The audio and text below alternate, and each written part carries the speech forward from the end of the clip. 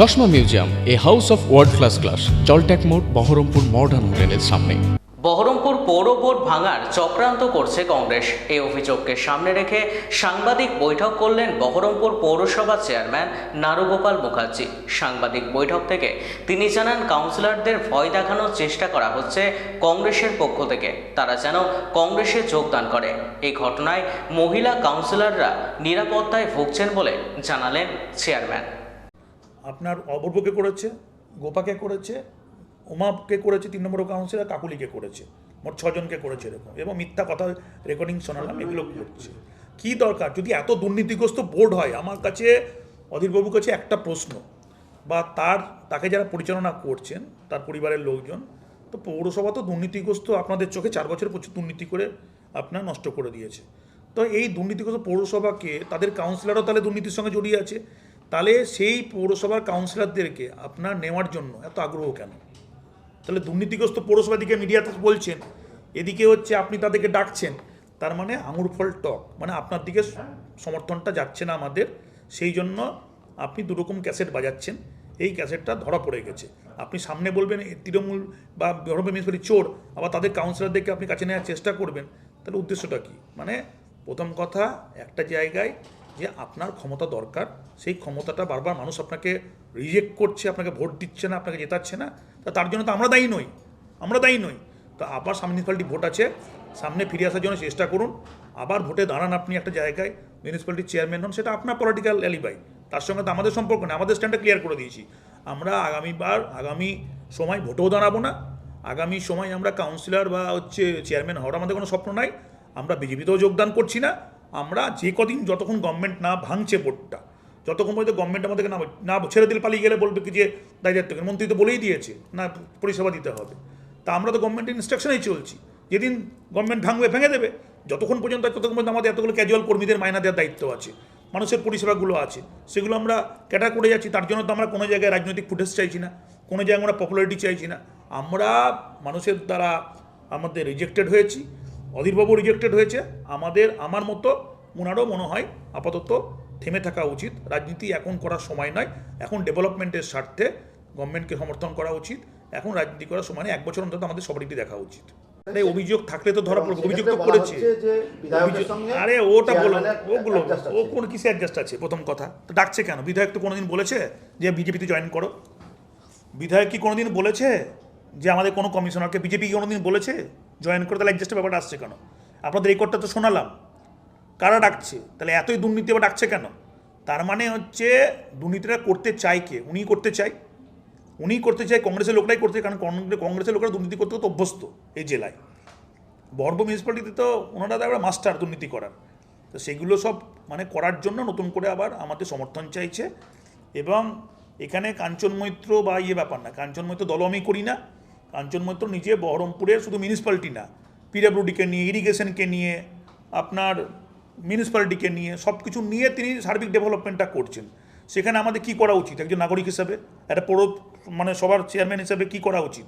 আমাদের প্রচারও নিতে যাচ্ছি না, বিজেপি জয়েন করতে, আমাদের কী করা উচিত? আমাদের চুপচাপ তাদের ডেভেলপমেন্টটাকে অবজার্ভ করা উচিত।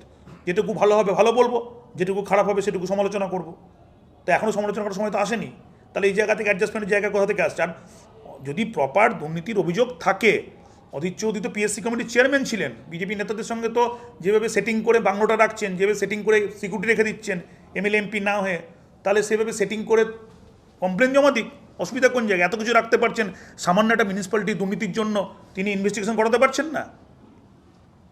9 মে 4:51 সম্ভবত আদি ঢাকেশ্বরীর যে মালিক আছে অভিজিৎ বিশ্বাস, উনি আমাকে ফোনটা করেছিলেন। যেহেতু অনেক কাউন্সিলরকে ফোন করছেন, আমি ফোনটা ধরিনি, হোয়াটসঅ্যাপে কলটা করেছিল, রীতিমতো ওনার ছবিটা এসেছে না, আমি তুলিনি। তো তারপর হচ্ছে আমি মানে অফিসে আসছি, আনফেস ছেলে, রীতিমতো আমি টুকটুকে করে আসছি, আমাকে পাশ দিয়ে বলে চলে যাচ্ছে যে অভিজিতের ফোনটা ধরিস নি, তুই এটা ঠিক করছিস না, ফোনটা ধর। তো আমি তো প্রথম দিন অতটা গ্রাহ্য করিনি, পরে আবার বৃহস্পতিবার সেদিনকে আমি অফিসে আসছি, এরকম আবার আর একটা অন্য ছেলে এরকম ফোন করে চলে যাচ্ছে, পরিবার আছে, মেয়ে আছে, হ্যাঁ স্বামী আছে, যেটা করবি ভালোভাবে চিন্তাভাবনা করে কর, কংগ্রেসে আসতে হবে, কংগ্রেস করতে হবে বলে চলে যাই। তারপরে আমি কমপ্লেন করেছি থানাতে। আইসি স্যার কালকেই করেছি আমি। কালকে করার পরে স্যার কালকে আমাকে ডেকেছিলেন, আজকে ওনাদেরকেও ডেকেছিলেন। ডাকার পর স্যার একটু বেরিয়ে গেছিলেন, বিকেলে হয়তো আমাকে সম্ভবত আবার ডাকবেন, ওনাদেরকেও ডাকবে। এবং আর একটা কথাও বলি, যেটা শুধু অভিজিৎ বিশ্বাস বলে নয়, যদিও আমি ওনার নামে কমপ্লেনটা করেছি, কংগ্রেসেরই আরেকজন কর্মী আছে জিতেন সাহা, ওনার ছেলে ইন্দ্রনীল সাহা, উনি আমাকে আমার নিজের পার্সোনাল ব্যক্তিগত হোয়াটসঅ্যাপে ওনার অনেক কিছুই ছবি, বিশেষ করে আমাদের চেয়ারম্যান স্যারের পার্সোনাল যে ওনার পরিবারের ছবি, সেগুলো আমাকে পাঠাচ্ছে। এবং আমাদের প্রাক্তন যে মুখ্যমন্ত্রী ছিলেন তার ছবি, অভিষেক বন্দ্যোপাধ্যায়ের ছবি, এসব নানা রকম ছবি পাঠিয়ে আমাকে বিভ্রান্ত করার চেষ্টা করছে। আমি জানি না কেন পাঠাচ্ছেন। তো সব দিক দিয়ে মিলিয়ে আমি সত্যিই খুব মানে ডিস্টার্বের মধ্যেই আছি। আমরা মাননীয় মুখ্যমন্ত্রী শুভেন্দু অধিকারীর কাছে বলতে চাইছি যে আমরা মহিলা, আমাদের নিরাপত্তাটা অবশ্যই দেওয়া উচিত। এখানকার যে বিধায়ক আছে ওনাকেও দৃষ্টি আকর্ষণ করছি, উনিও আমাদের একটা নিরাপত্তা দিক, যেহেতু এইভাবে ডিস্টার্ব ভালো লাগছে না। কারণ আমরা তো মহিলা, আমরা তো বেরোবই, আমরা জনপ্রতিনিধি, আমরা বাইরে বেরোচ্ছি, আমরা কাজ করছি। তারপরে আমার একটা ছোট বাচ্চা আছে, বাচ্চাটাও স্কুল যায়। আজকে যদি অভিজিৎ এরকম কাজ করে, আজকে ইন্দ্রনীল সাহা বাচ্চা ছেলে, সে আমাদেরকে এইভাবে থ্রেট দিচ্ছে, এইভাবে ছবি পাঠাচ্ছে। কাল থেকে রীতিমতো উইথড্র করার জন্য কমপ্লেনটা হিরু হালদার থেকে শুরু করে বাড়িতে লোক পাঠানো, অর্ণব ভট্টাচার্য, তারা আমার হাজব্যান্ডকে বারবার ফোন করছেন এবং বলছে আমাকে কমপ্লেনটা তুলে নিতে। তা কেন হবে? কমপ্লেন কেন তুলতে যাবো? সে যদি কিছু নাই করে থাকবেন তাহলে তো এইভাবে আমাকে কাল থেকে রাত থেকে বারবার লোক পাঠানো, রাত্রিবেলায় প্রায় 4-5টা ছেলে এসেছিলো, 2টো মহিলাকে পাঠানো হয়েছিল আমার বাড়িতে।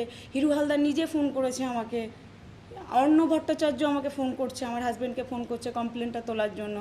তো সব মিলিয়ে আমি বলতে চাইছি যে আমাদের নিরাপত্তাটা দেওয়া হোক, এইভাবে ডিস্টার্ব যেন আমাদেরকে না করে। আমাকে রাস্তার মধ্যেই করেছে, 2 দিন করেছে, আমাকে রাস্তার মধ্যে করেছে। আর ইয়ে তো ফোন করছেই, মানে আমাদের অভিজিৎ বিশ্বাস, উনি তো ফোন করেইছেন। ভাবে স্বাভাবিক কথা, মহিলা মানুষ আতঙ্কে, নিজের জন্য থেকেও তো পরিবার আছে, বাচ্চা আছে একটা, বাচ্চাটা স্কুল যাওয়া আসা করে। গোপা হালদার, 20 নম্বর ওয়ার্ডের কাউন্সিলর আমি।